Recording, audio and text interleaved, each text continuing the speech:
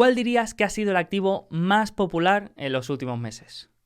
Si estás pensando en Bitcoin, GameStop o alguna criptomoneda, lo podríamos dar por bueno, pero en este caso estamos hablando de un activo todavía más sorprendentemente popular. Hoy vamos a hablar en profundidad de la madera.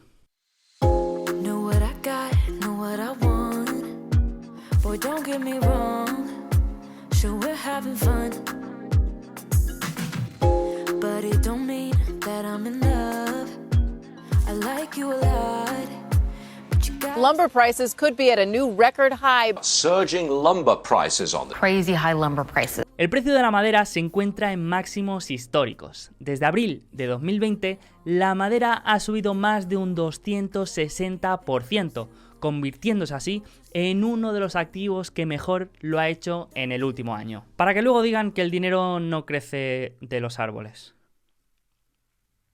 Mientras que 1000 pies cuadrados de tablones de madera se encontraban en niveles de entre 300 y 400 dólares antes de la pandemia, actualmente se encuentran por encima de los 1000 dólares.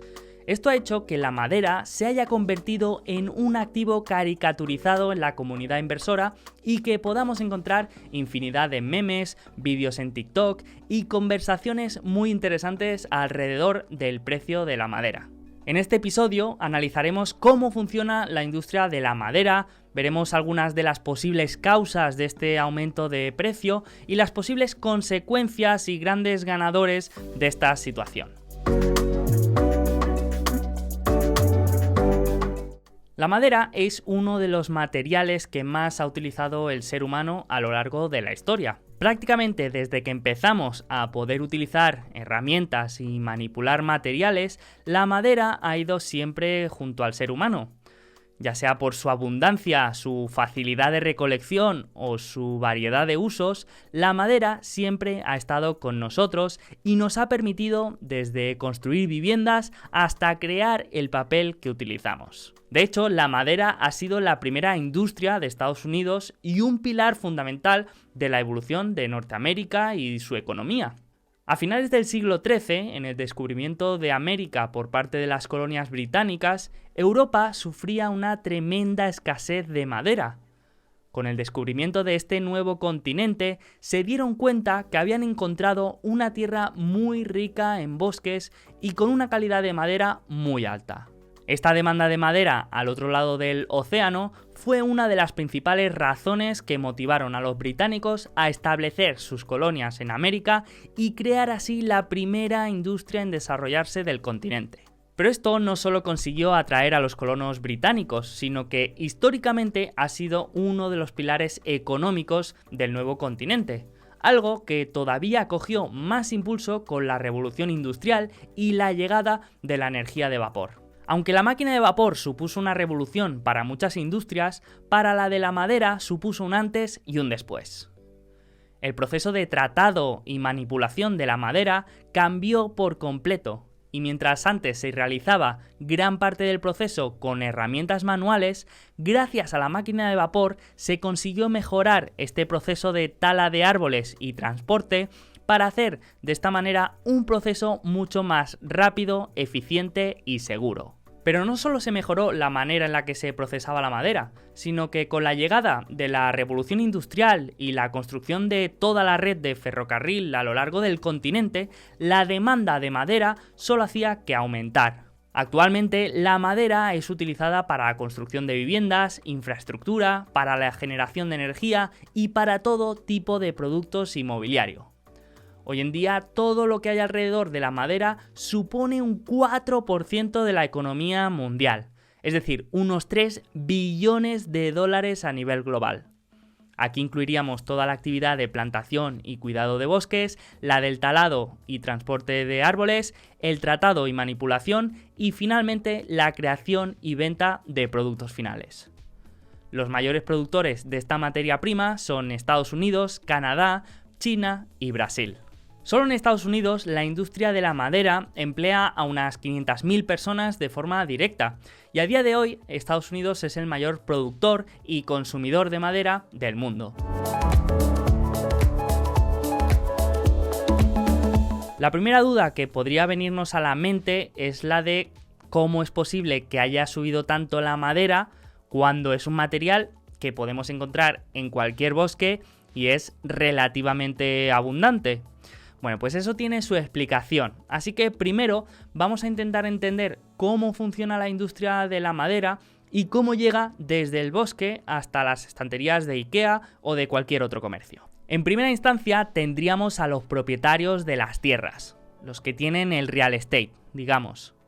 Estos serían los encargados de cultivar, cuidar y proteger los bosques para asegurarse de obtener la mayor cantidad y calidad de madera por espacio disponible. En Estados Unidos, el 90% de estas tierras están en manos privadas y de estas un 65% está en manos de familias y de personas individuales. El resto en manos de empresas y REITs. Una vez los árboles están preparados para su tala, entran las empresas de cosecha y transporte. Estas empresas disponen de maquinaria pesada para talar árboles de gran tamaño, eliminar el ramaje, cortar troncos en medidas más transportables y llevarlos hasta las plantas de procesamiento o plantas de venta directa como fuente de energía. Allí entra el siguiente actor, que son las fábricas, las plantas y aserraderos, que es donde se transforman estos troncos en láminas, tablones y paneles preparados ya para su uso final.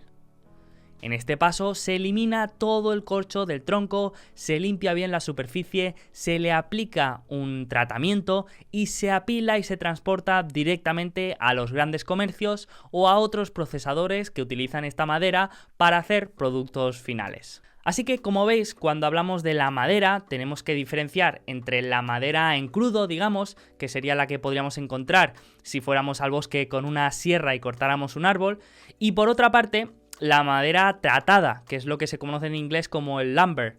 Esta madera procesada es la que se utiliza en la construcción y a nivel más industrial. Y no es más que la madera en crudo después de todo este proceso de tratamiento y de manipulación. En este caso, cuando hablamos de los incrementos desorbitados de precio, estamos hablando de la madera de construcción, la madera procesada, la madera tratada, y no la que encontramos en el bosque. Este es un detalle importante. Y aunque ya no estaremos hablando de una materia prima 100% estructural, el comportamiento en el mercado es exactamente igual que el de cualquier otra materia prima, y el precio se determina por el equilibrio entre la oferta y la demanda.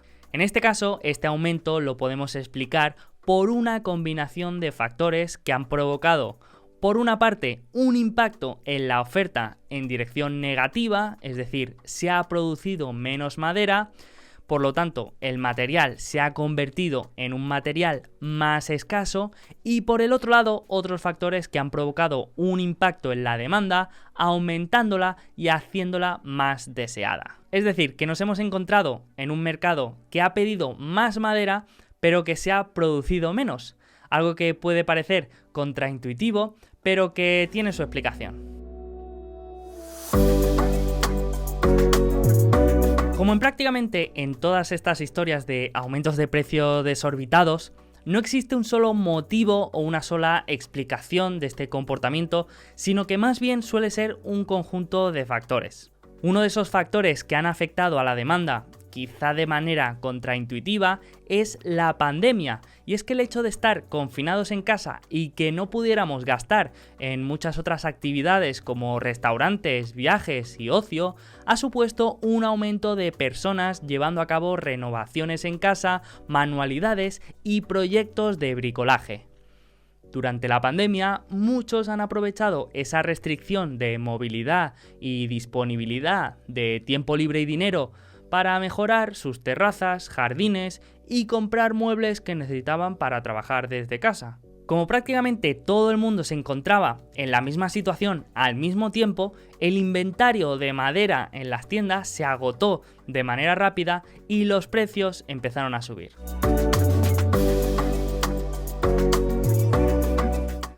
La madera es un componente muy importante en la construcción, tanto de viviendas como de infraestructuras.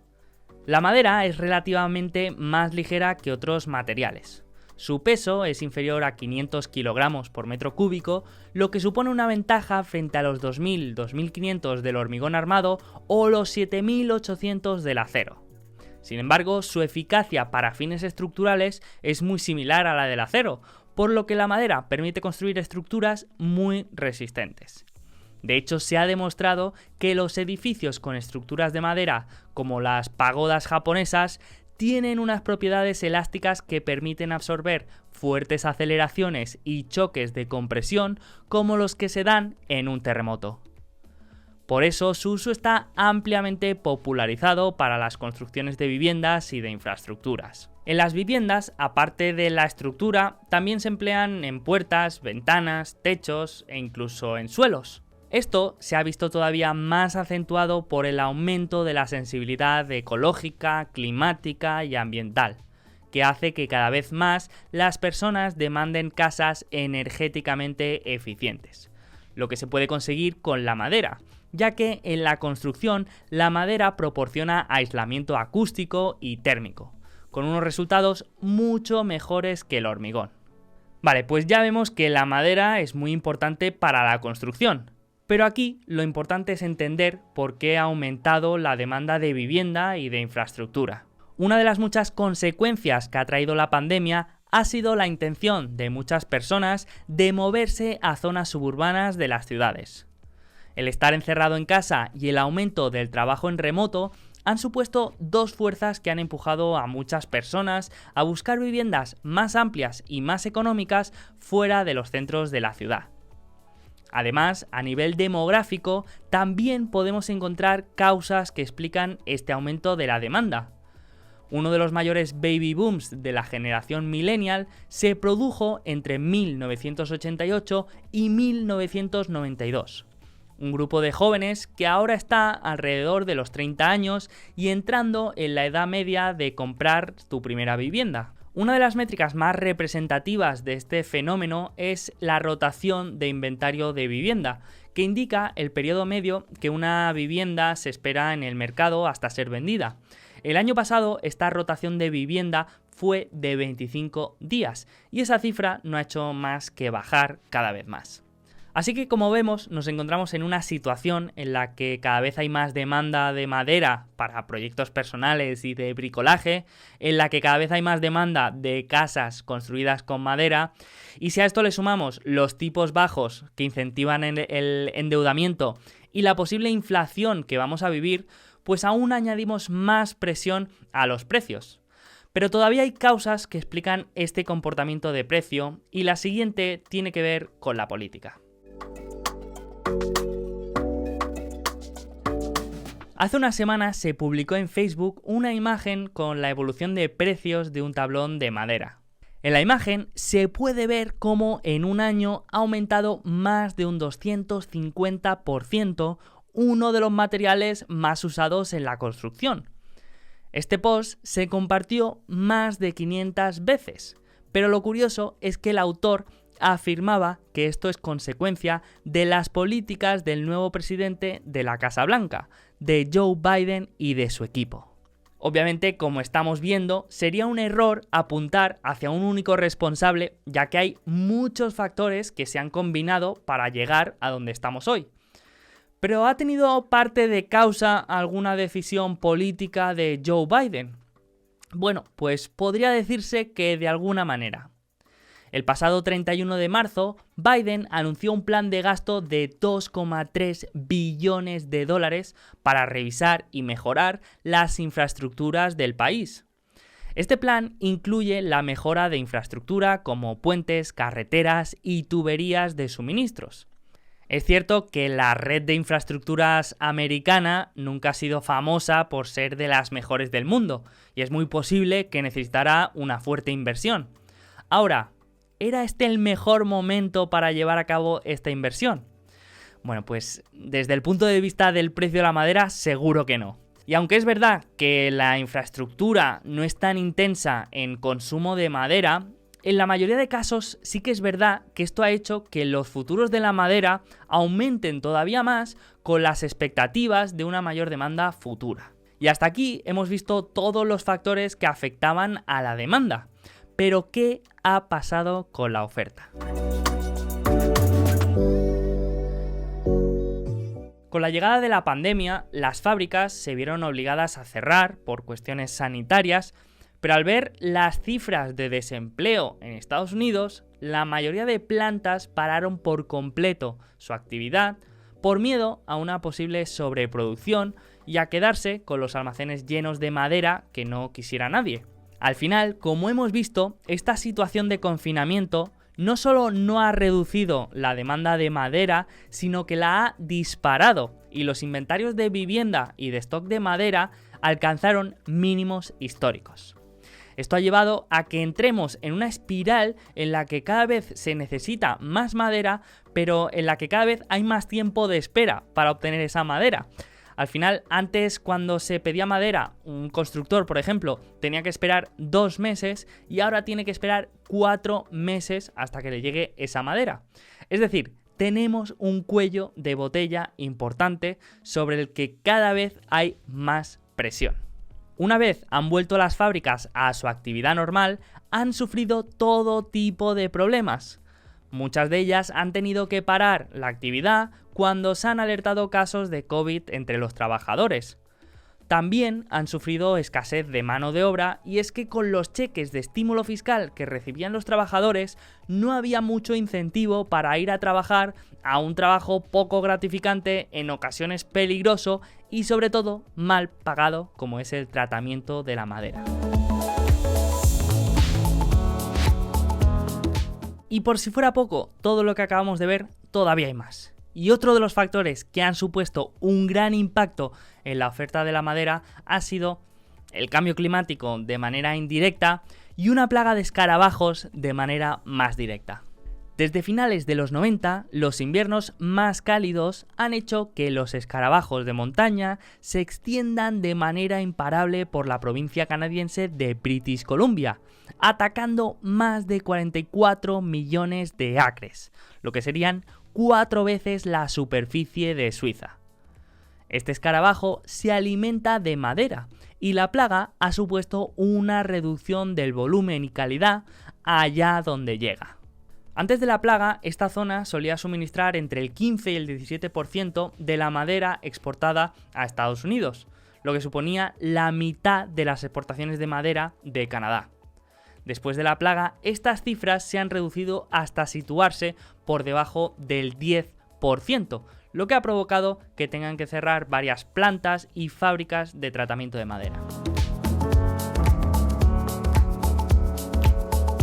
Así que ya hemos visto cómo funciona la industria de la madera, quiénes eran los principales actores y cuáles eran las principales causas de este aumento de precio de la madera. Teníamos por una parte las causas relacionadas con la demanda, en la que encontramos el auge de los proyectos del do it yourself, del bricolaje y de las renovaciones.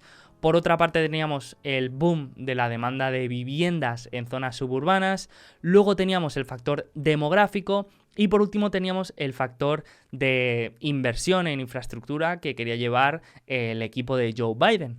Y luego teníamos el cuello de botella en la parte de la oferta, donde el parón de la actividad de muchas plantas y fábricas de tratamiento de la madera había supuesto un retraso enorme en la distribución de madera. Y a esto le sumamos las plagas en una de las zonas más productivas de madera en Canadá. Así que ahora lo que tendríamos que preguntarnos es quién son los grandes beneficiados y grandes perjudicados de esta situación. Podríamos pensar que si el precio de la madera ha subido tanto, todos los participantes en la cadena de valor de la industria han salido beneficiados en cierta manera. Pero eso no es lo que está pasando. Así que vamos a ver cómo está afectando a cada uno de estos actores. Si recordáis, en primer lugar teníamos a los propietarios de tierra, los que plantaban, cuidaban y protegían los bosques. Podríamos pensar que a estas personas les ha tocado la lotería y están ganando mucho más dinero que nunca. Pero lamentablemente esto no es así. Si recordáis, el cuello de botella estaba en las fábricas, allí donde se cogía la madera en crudo y se transformaba en madera preparada ya para la construcción. Es decir, que el problema no está en la falta de madera, sino en la falta de capacidad para transformar esta madera. De hecho, la madera en crudo es bastante abundante, ya que en los 80 se inició una especie de programa subsidiado para la plantación de bosques. Eso ha hecho que el precio de la madera sea incluso inferior que hace 40 años. Aparte, los procesos de tratamiento de la madera se han ido haciendo cada vez más sofisticados y más eficientes, de manera que cada vez se extrae mayor cantidad de madera aprovechable de cada tronco. Por eso, a los propietarios de estas tierras de bosque no les ha tocado precisamente la lotería. Pero por esa razón también no podemos pensar que se vayan a provocar incendios de manera intencionada, ni tala ilegal de árboles, ni desforestación masiva, como se podría pensar, porque el valor no está en la madera en crudo, sino que está en la capacidad de tratamiento de esa madera. Podríamos traer toneladas de madera de otro planeta que seguiríamos teniendo el mismo problema.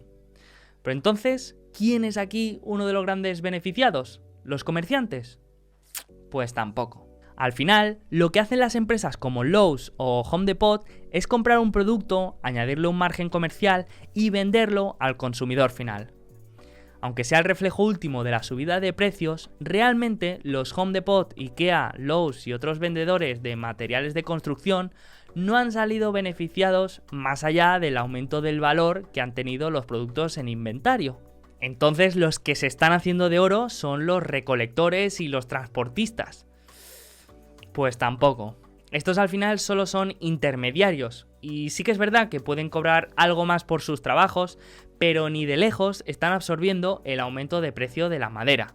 Pero entonces, ¿quién está realmente ganando dinero con esta subida de la madera? Si los propietarios de las tierras cobran menos que nunca, los intermediarios no ganan mucho más y los comerciantes tampoco especulan con el precio de la madera, ¿quién ha sido realmente el beneficiado de esta situación? Pues efectivamente las fábricas y las plantas de tratamiento y procesado de la madera. Solo en Estados Unidos existen unas 3.000 fábricas de tratamiento y procesado de madera. Muchas de ellas son operadoras independientes que se dedican a producir una tipología de madera muy concreta. Pero las fábricas que se dedican al procesado de madera más comercial, digamos, son grandes empresas y REITs, entre las que podemos encontrar Weyerhaeuser, Georgia Pacific, Canfor Corporation, Interfor, West Fraser y Sierra Pacific. Mientras que Georgia y Sierra Pacific son empresas privadas y no podemos ver sus resultados, de las demás sí que podemos ver cómo ha ido y cómo han evolucionado.